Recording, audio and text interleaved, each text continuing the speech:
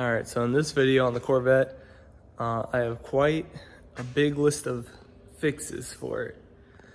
I need to flush the brake and clutch fluid because they're just the dirtiest fluid I've ever seen for brake fluid, so they definitely need to be flushed. I also need to fix the climate control display. Right here is not working at all, so I need to solder some of the resistors or something to fix that. I believe somebody either pulled out the check engine light bulb or it's just burnt out, so I need to replace that because it does have a check engine light for that. Need to fix this from popping out. One of the main things interior wise is replacing the seats because this one's all chewed up and I got some that are in pretty good shape. Got a passenger's one to match. These don't say Corvette along there. These do. And these seats, yeah, they just look a little cooler with that. But unfortunately, it's pretty destroyed. So some nice clean ones will look pretty good in there. The only other main thing engine-wise I need to do is this sensor, which if you don't know, it's the oil pressure sensor. And they are known for going bad. Mine's bad. It stays at like 60 PSI no matter what. And also, I believe it's leaking quite a bit because they're also known to leak. And then your whole oil pan and everything under there is just covered in oil and you get drips and stuff. So I believe that's where the majority of my leak is. I think the pan's seeping too, but I think this is definitely the majority of the leak. So I'm gonna start off by removing the intake manifold and getting to the sensor. You don't have to remove the intake manifold to do it, but I just wanna clean everything up underneath there and it's not that bad to get it out. If you're doing a job like this, be careful of the weather insulation falling out of the connector and losing it. Make sure to put that back in the connector. You can definitely tell that sensor's been leaking for a while. So what I'm going to do, all the valves and everything look pretty good. I'm gonna put paper towels in all the ports so nothing falls in there. I'm gonna vacuum this area and then I'm gonna start wiping it down and cleaning everything. All right, here's after a little cleaning. Now I'm gonna dive in and replace the sensor.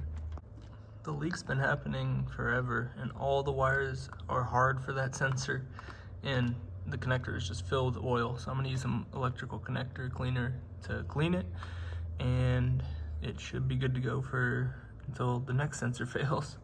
New sensor is in, torqued it down to 15 foot-pounds. Hopefully no more leak and I'll get a good oil pressure reading. So now I'm gonna reassemble. Make sure to take the paper towels out or else you will destroy stuff. Got new seals in the intake manifold, got some grease on them and new foam, although this foam does not want to stick, so that one's gonna fall out, but that's fine. I'm gonna set the, no, it's the hood.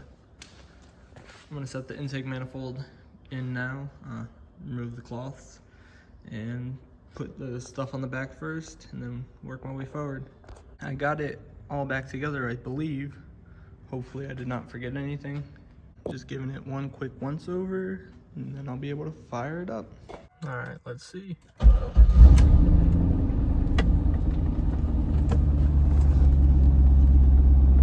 It seems to be working better. Before it would have shot up to 60 and it would have stayed at 60 from when it warmed up all the way until it was fully warm. So this is definitely different so far. So I'm definitely excited to have a good oil pressure gauge, but I'm very excited that that oil leak is fixed now. So I'm gonna guess that now I'm not gonna be dripping oil on the ground anymore because that was a pretty severe leak. So I've been having a steady coolant leak where it's like a little puddle like that dropping on the ground. And this aftermarket radiator has a drain right there that was loose. So always make sure to check that. But I just tightened it up and it seems like it's gonna hold now. Now I'm moving to the interior. I just wiped these seats down and yeah, they're in pretty good shape. So I'm gonna pull these seats out and I'll take the top off to just pull them straight up, not scratch anything. and I'll show you guys the new seats in. I am swapping these seat controls because this one's broken because they didn't take it off properly. They ripped it. Seats are in and they look a whole lot better, and they're a lot more comfortable too. It's a lot more plushy. The other ones I guess were just worn out. But yeah, it's coming together. The HVAC system on this screen does not light up, so I'm gonna remove it and try to fix that because I can't tell what setting it's on or anything. So I soldered all these connections. I'm not the best at soldering, so you can make fun of me in the comments. Hopefully my HVAC works now. It seems to be working now. Let's see. Oh yeah, lets me go through all the modes. Nice.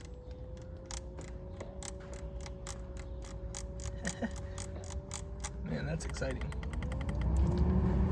Don't think AC works, but it's one step closer to working now. Pulling the cluster on this car is a ton of work. So I had to do all that just to be able to see my check engine light now.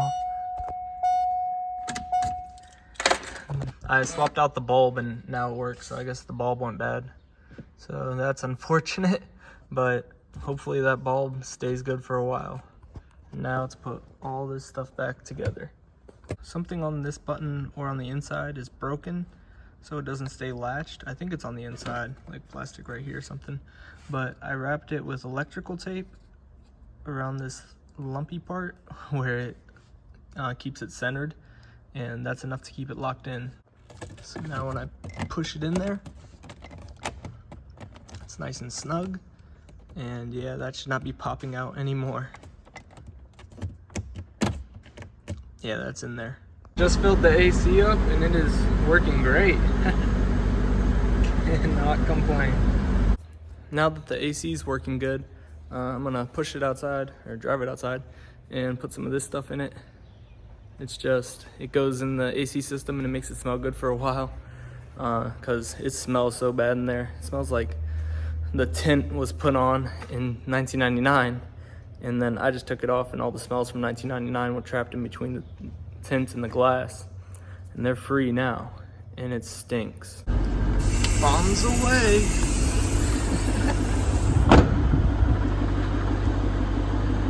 Interior's back together. This is where I'm stopping for today. Tomorrow my brakes should be in for the front and rear brake, pads and rotors, so I'm gonna do all that.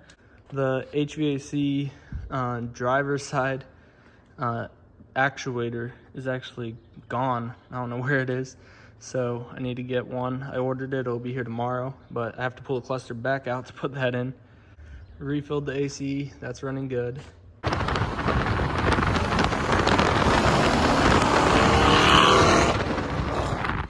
Corvette has been running great. Took it to the beach, and now we are stuck here.